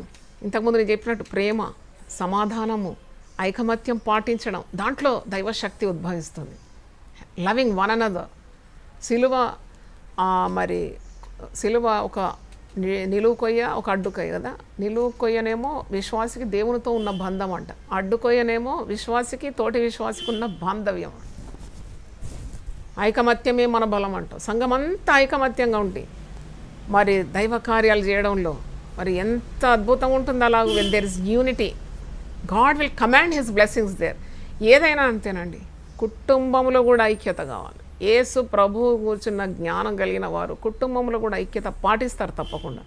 ఎన్ని కష్టాలు వచ్చినా వారు ఎదుర్కొంటారు, మళ్ళీ పోయి ప్రభు పాదాలు పట్టుకుంటారు. అయ్యా మేము భార్యాభర్తల మధ్యలో అసమాధానం ఉంది, సమాధానం దయచే ప్రభువా, అసమాధానం ఉంటే మేము నీ ఆశీర్వాదాలు పొందలేము, కాబట్టి మమ్మల్ని క్షమించు అని ఇద్దరిలో ఒకరైన ప్రభు పాదాల మీద పడతారు. ఎందుకంటే ఐకమత్యం కావాలి, అక్కడ క్రీస్తు ఉండాలి కదా. Christ is the head of the house అని రాసి పెడితే కాదు, నీవు పాటించాలి. క్రీస్తు స్వభావం రావాలి. ప్రేమించడానికి ఇష్టం లేకున్నా ఇష్టం పుట్టుకొచ్చేటట్టు నువ్వు దేవుడిని అడిగితే ఏది అడిగినా ఇస్తానన్నాడు కదా. కాబట్టి సంఘంలో కూడా కొందరిని నచ్చకున్న వాడిని ప్రేమించాలి, కొందరిని నీకు ఇబ్బంది కలిగజేసిన వాడిని ప్రభు ప్రేమతో క్షమించి వాడిని ప్రేమించి కలిసికట్టుగా తీసుకుపోవడం ఎంత గొప్పదండి, చాలా గొప్పది. నా సేవా అనుభవంలో నేను యేసుతో నా పయనమని ప్రతి మంగళవారం సాయంకాలం చెప్తున్నాను కదా, 8 నుండి 9 వరకు. నా సేవా అనుభవంలో నేను క్రీస్తు మాదిరి నేను ఫాలో చేసినాను. అంటే I tried my best to follow Jesus. అది నాకు విజయాన్ని ఇచ్చింది. ఎందుకంటే నన్ను ఇబ్బంది పెట్టే వాళ్ళని కూడా ప్రేమించి, శత్రువులను ప్రేమించి, నా మీద వెనుక ఏదో చెప్తున్నారని తెలిసి కూడా వాళ్ళని ప్రేమించి, గొయ్యి దోవుతున్నారని తెలిసి కూడా వాళ్ళని ప్రేమిస్తే వాళ్ళు ఓడిపోయినారు, నేను గెలిచినాను. దేవుని స్తోత్రం. ఎందుకంటే క్రీస్తు నామంలో అంత గొప్ప శక్తి ఉన్నది. So maintain good relationship with your co believers. ఎందుకంటే ఏది మనం చేసినా అది సంఘ క్షేమాభివృద్ధి కొరకే చేస్తున్నాం. నీ బడాయి కనపరుచుకోవడానికి కాదు, నీ గొప్పతనం కనపరుచుకోవడానికి కాదు, నీ శక్తి ప్రదర్శించుకోవడానికి కాదు నువ్వు చేసే కార్యాలు, సంఘ కార్యాలు. It is for the blessing of the church. సంఘ క్షేమాభివృద్ధి కొరకు దేవుడు నీకు ఇచ్చిన వరాలను, నీకు ఇచ్చిన తలాంతు, నీకు ఇచ్చిన ఆత్మను నువ్వు వాడుతున్నావు అనమాట. అది పరిపక్వత. That is spiritual maturity. Whatever you do, you're doing for the edification of the church. సంఘ క్షేమాభివృద్ధి కొరకే చేస్తున్నావు. మరి అక్కడ పోట్లాడే పని ఏముంది? అక్కడ నీ అధికారం ప్రస్తావించుకోవడానికి ఉన్న తావు ఎక్కడున్నది? అన్నీ చేసింది ప్రభు కొరకే, క్రీస్తు కొరకే. ఆ సంఘము క్రీస్తు శరీరం, దానికి శిరస్సు క్రీస్తు అయి ఉన్నాడు. ఇంకా నీకెందుకు ఈ దురహంకారం? కాబట్టి తగ్గించుకోవాలి. దేవునికి స్తోత్రం. జీ అంటే గ్రౌండెడ్ ఇన్ క్రైస్ట్, ఆర్ అంటే రిలేషన్షిప్ విత్ కో బిలీవర్స్, ఓ అంటే obstacles. Every obstacle is an opportunity grow, అంటే ఆపర్చునిటీ టు గ్రో. చూడండి, ఆటంకాలు వస్తాయి. నేను ఇంతకుముందు కూడా చెప్పినాను, అడ్డులు ఉంటాయి. ఏదైనా ఒక కార్యానికి చాలా ఆటంకాలు వస్తాయి. పరుగు పందెంలో ఆబ్స్టకల్ రేస్ అని పెడతారని ఇంతకుముందు చెప్పినాను కదా. అయితే ఈ ఆటంకాల అడ్డులను అధిగమించిన బలం శక్తి నీకు కావాలి. You to gallop over that obstacle. అంటే you need the strength of Jesus. ఇప్పుడు యాకోబు పత్రిక ఒకసారి తీయండి. యాకోబు పత్రిక 1వ అధ్యాయము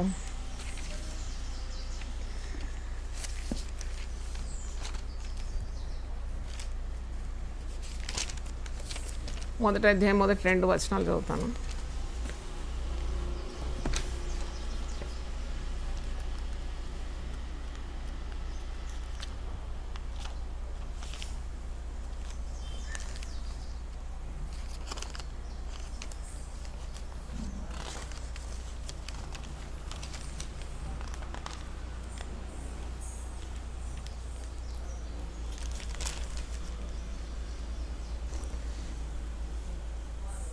యాకోబు రాసిన పత్రిక 1వ అధ్యాయం 2-3. నా సహోదరులారా, మీ విశ్వాసం కలుగు పరీక్ష ఓర్పును పుట్టించినని ఎరిగి మీరు నానా విధములైన శోధనలలో పడినప్పుడు అది మహానందమని ఎంచుకోనండి. మీరు సంపూర్ణను అనునాంగులను ఏ విషయంలో నేను కొదవలేని వారినై ఉండినట్లు ఓర్పు తన క్రియను కొనసాగింప నీయుడి. దేవుని స్తోత్రం. అలాగే ఓర్పు, సహనం. ఇప్పుడు ఉజ్జీవం కొరకు మనము సిద్ధపాటులో ఉన్నాము. ఉజ్జీవంకు సంబంధించిన వాక్యాలు మనం ధ్యానిస్తున్నాం. ఉజ్జీవం, గొప్ప ఉజ్జీవం, outbreak of a great revival కూడా పేవింగ్ ద వే. వాక్యమే కాదా మనకు దారినిచ్చేది? ఆ దారి మరి వాక్య పరిచర్య ద్వారా మనము we're paving a way for the outbreak of a great revival. గొప్ప ఉజ్జీవానికి ఉన్న దారి ఏర్పాటు చేస్తున్నాం. ఆ దారిలో ఉన్న ఆటంకాల అడ్డులన్నీ కూడా తొలగించుకుంటున్నాం అన్నమాట. అవును, నీవు సమస్యలను అధిగమించిన ప్రభు బలం, శక్తి కావాలంటే వాక్యం బాగా ధ్యానించాలి, వాక్యం బాగా మేతమేవేయాలని అన్నాను కదా. మరి సహవాస బలం కావాలన్నాం, సహించడానికి ఉన్న శక్తి కావాలని ఇప్పుడు యాకోబు అంటున్నాడు. మీకు నానా విధములైన శోధనలో మీరు పడుతున్నారు. మరి మీరు అలాంటి శోధనలు మీకు సంభవించినప్పుడల్లా మీరు మహానందమని ఎంచుకొనుడి. మీరు సంపూర్ణులు కావాలి, అనునాంగులు కావాలి, ఏ విషయంలో కొదవలేని వారుగా ఉండాలి. ఫుల్లీ మెచ్యూర్ ఇన్ క్రైస్ట్ అంటే మీరు ఓర్పును కలిగి ఉండాలి. ఓర్పు తన క్రియను కొనసాగింపనివ్వండి. Let patience work out everything for you. ఓర్పు అనేది అది ఆత్మఫలం, ప్రేమ అనేది ఆత్మఫలం, దీర్ఘశాంతం అంటే ఆత్మఫలం, దయ అంటే ఆత్మఫలం. ఆత్మ నుండి ఉద్భవించే నవరుచులు మనకు తెలిసిందే కదా. అయితే ఓర్పు కావాలి. ఓర్పు లేకుంటే, సహనం లేకుంటే మనము ఆత్మీయ జీవితంలో ఏది సాధించలేము. అక్షరార్థంగా కూడా కోల్పోతాం, కానీ మనం ఏవి పొందుకోలేము. నేను చెప్తున్నాను కదా, ఒక కుటుంబం చక్కగా కట్టబడి ఉండాలంటే అక్కడున్న ఆ స్త్రీకి, ఆ పురుషునికి ఎంతో సహనం కావాలి, ఎంతో సహనం కావాలి. ఒక కుటుంబం తనకు తానే విరోధం అయిపోతే మరి ఎలా నిలుస్తుందండి? ఒక సంఘములో విభజనలు వస్తే ఆ సంఘం ఎలా నిలుస్తుంది? ఒక రాజ్యంలో విభాగం అయిపోయిందంటే, ఒక రాజ్యము తనకు తాను విరోధం అయితే రాజ్యము నిలవదంట. ఆ కుటుంబములో డివిజన్, కుటుంబంలో ఉన్న సభ్యులు తమకు తామే విరోధులైపోతే కుటుంబం నిలవదంట. సంఘము తనకు తాను విరోధంగా అయిపోతే పార్టీలు స్ప్లిట్ ఇవన్నీ వచ్చేస్తుంది. అయితే మరి ఇలాంటి ఆటంకాలు, అడ్డులు, కలహాలు కలిగించేవారు ఉంటారు, తొందరపెట్టేవారు ఉంటారు. వీళ్ళందరినీ మేనేజ్ తీసుకొని పోవాలంటే అక్కడ ఎంత సహనం అవసరం. అందుకే అంటున్నాడు, ఓర్పు కలిగి ఉండండి. మీరు ఈ ఆటంకాలు, అడ్డులన్నీ ఎదుర్కోవడానికి ఉన్న శక్తి మీరు పొందుకుంటారు. క్రీస్తు సహనం గురించి మీరు ఆలోచించినారా? ఆయన మన ప్రాణాలు అలసిపోకుండా, విసుకోకుండా, పాపాత్ములు తనకు విరోధంగా చేసిన మరి తిరుగుబాటు అంతా కూడా ఎలా సహించుకున్నాడో మీరు ఆలోచించండి. అలాంటి క్రీస్తు మనసు, క్రీస్తు ఆత్మ మనం కలిగి ఉన్నప్పుడు తప్పకుండా అన్నీ సాధ్యం. అందుకే అది గెలవడానికి ఉన్న శక్తి కావాలి. ఎవరింత ఓడిపోతారండి. ఇప్పుడు 100 మంది పరుగెత్తున్నారంటే అందరు ఫస్ట్ ప్రైజ్ వస్తుందా? వాళ్ళకి రాదు. వాళ్ళు ప్రయత్నిస్తారు, ఓడిపోతారు. కానీ బహుమానం పొందే రీతిగా పరిగెత్తమంటాడు పౌలు. అయితే నువ్వు మరి అలాగూ నీకు కలిగే శోధనలు, కష్ట నష్టాలు, వితర్కాలు, ఎదురు శక్తులు ఇవన్నీ అధిగమించే శక్తి నీలో ఉండాలి. తిరుగుబాటు చేసేది కాదు. Anyone can revolt, but it requires great godliness to overcome it with the patience of Lord Jesus. Patience, అందుకంటే patience is the mother of all virtues. సుగుణాలలోకెల్లా తల్లి అంట సహనం. అన్ని సుగుణాలకు తల్లి ఏంటంటే సహనం, ఓర్పు అంటారు. మన ముస్లిం సహోదరులు అంటారు, సబర్ కా ఫల్ బహుత్ మీఠా హై. ఓర్చుకుంటే అది ఎంత తీపి ఫలాన్ని నీకు ఇస్తుంది. మనకు తీపి ఫలం కావాల్సింది ఇప్పుడు ఉద్యోగం కావాలంటే కూడా మరి అది గొప్ప ఆశీర్వాదం కదా. ఉద్యోగం మన మీదకి, మన కుటుంబం మీదకి, మన సంఘాల మీదకి, మన దేశం మీదకి ఆ ఉద్యోగం వ్యాపించే సర్వలోకానికి రావాలంటే అది it requires effort from our side. కాబట్టి ఓ అంటే ఆబ్స్టకల్స్. తిరిగి ఆఖరిగా నేను చెప్తున్నాను, W is for word, nothing like the word of God. That's a great diet అన్నమాట. You have to feed on the God's word. అది పవిత్రమైంది, పరిశుద్ధమైంది, శక్తి గలది, నేను నడిపించేది, నీకు మరి శక్తినిచ్చేది, దారి చూపేది, సర్వసత్యంలోకి నడిపించేది. వాక్యమే నిత్యం నిలుస్తుంది. ఆ వాక్యాన్ని పట్టుకోకుండా ప్రవచనాలని, భాషలని, అటు వరిగెత్తి ఇటు వరిగెత్తి అక్కడ ఏదో శక్తి ఉన్నదని చెప్పి కాదు నాయన. నువ్వు కట్టబడాలంటే నీకు వాక్యం కావాలి, జీవాహారం. వాక్యం ఎక్కడుందో నువ్వు అక్కడ గమనించాలి, దైవశక్తి ఉంటుంది. Nothing like the word of God. అందుకే వాక్యం అంటేనే దేవుడు కదా. ఆది యందు వాక్యం ఉండను, ఆ వాక్యము దేవుని యొద్దనే ఉండెను, ఆ వాక్యమే శరీరధారి అయి మన మధ్యలో సంచరించానని కూడా యోహాను 1వ అధ్యాయంలో ఉంది. వాక్యమే దేవుడై ఉండెను. కనుక వాక్యాన్ని ఎక్కువగా ప్రేమించాలి, ఎక్కువగా పాటించాలి. మరి main factor is the word of God.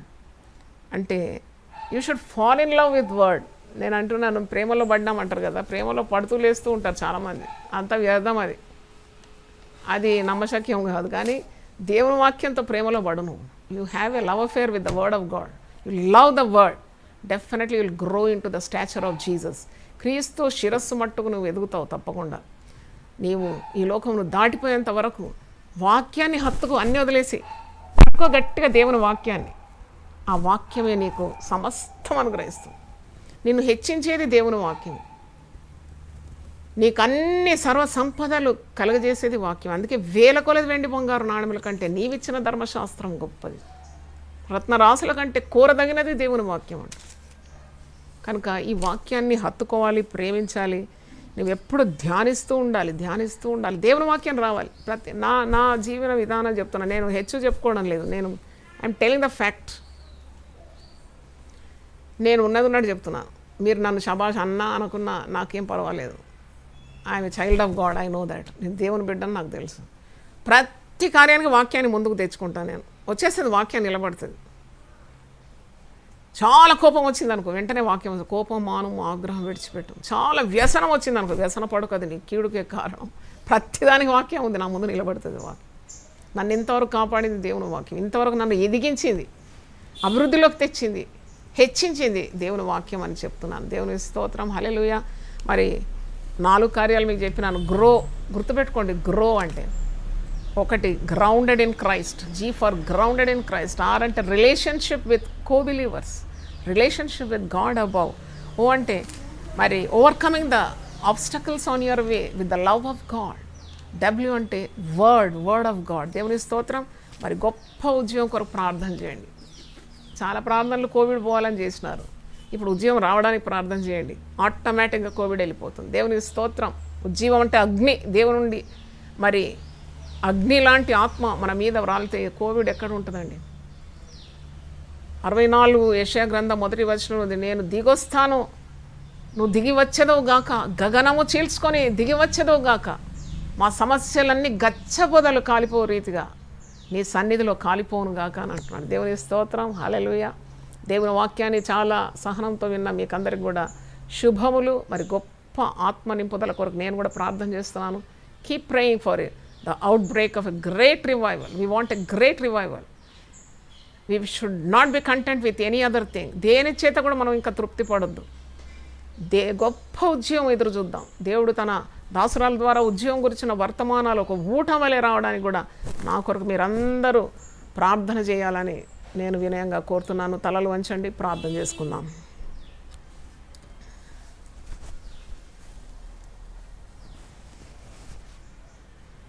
హల్లెలూయా. స్తోత్రం. జీవనదిని నా హృదయములో ప్రవహింపజేయుమయా, జీవనదిని నా హృదయములో ప్రవహింపజేయుమయా,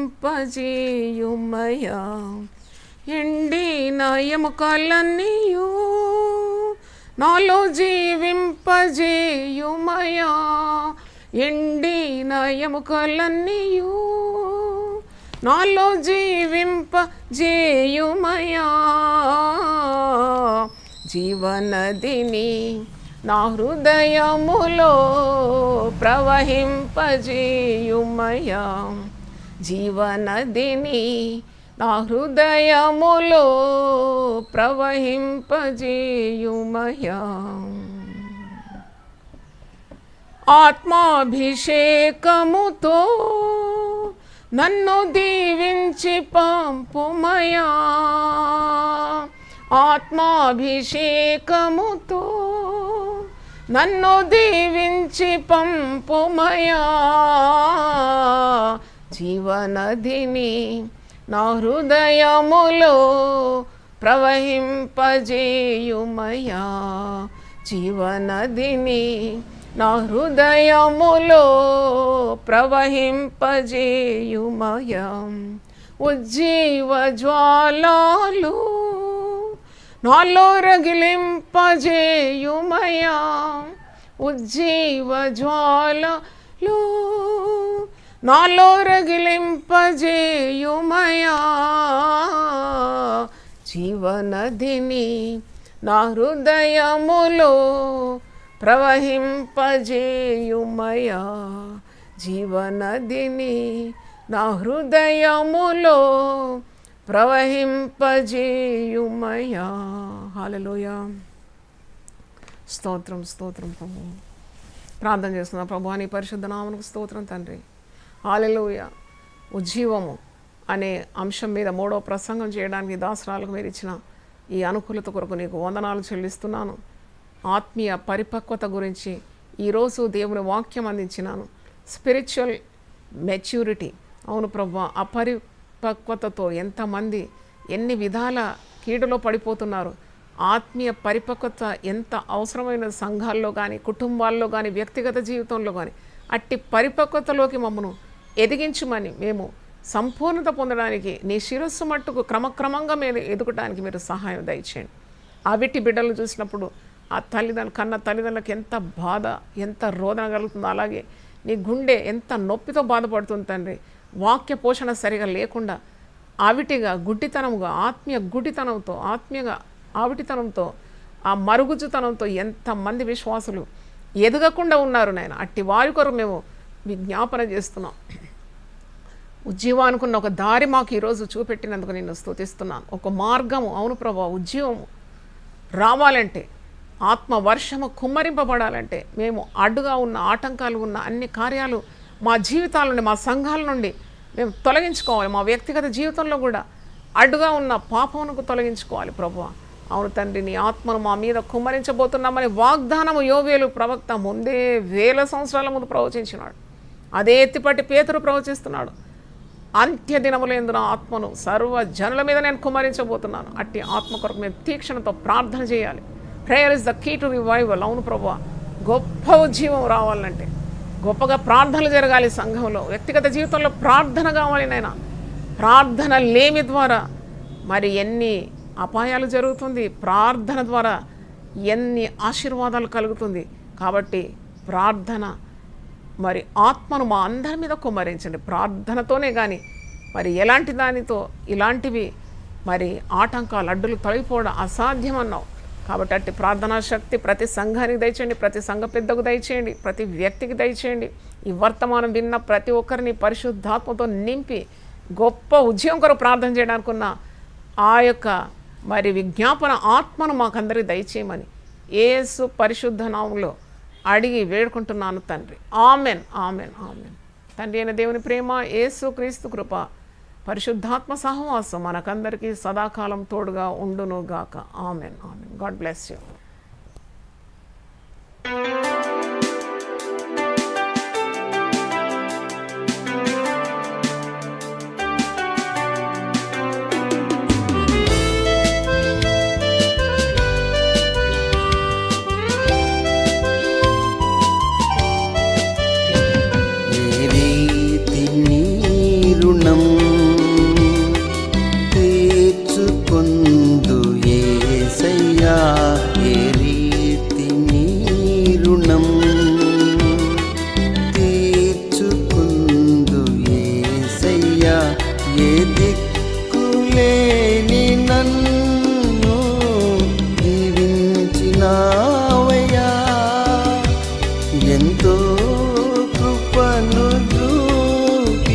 నన్ను ప్రేమించినావయ్యా, ఏ రీతి నీ రుణం తీర్చుకుందు యేసయ్యా.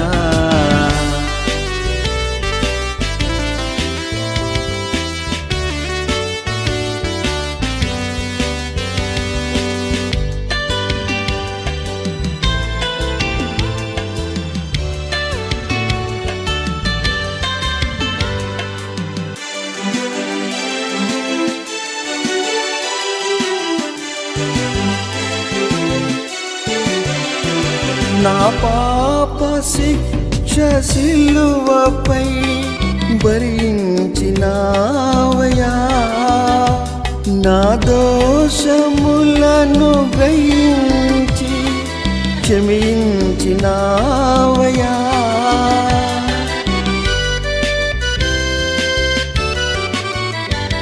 నా పాప శిక్ష సిలువపై భరించినావయ్యా, నా దోషములను గ్రహించి క్షమించినావయ్యా.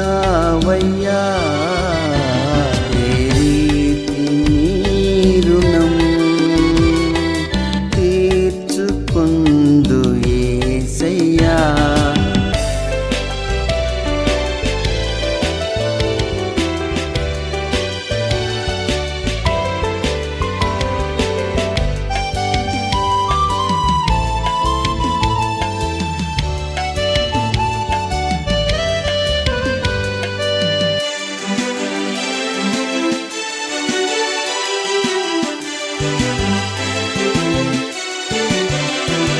పాపాల సంద్రమందున పయనించు వేళలో మా address Joy Cherian united peoples fellowship, ఇంటి నంబర్ 1-52/52/E/3, రామ్ నగర్, హైదరాబాద్ 5,20,000. మా ఈమెయిల్ అడ్రస్ joycherian@hotmail.com మరియు మా వెబ్సైట్ www.unitedpeoplesfellowship.org.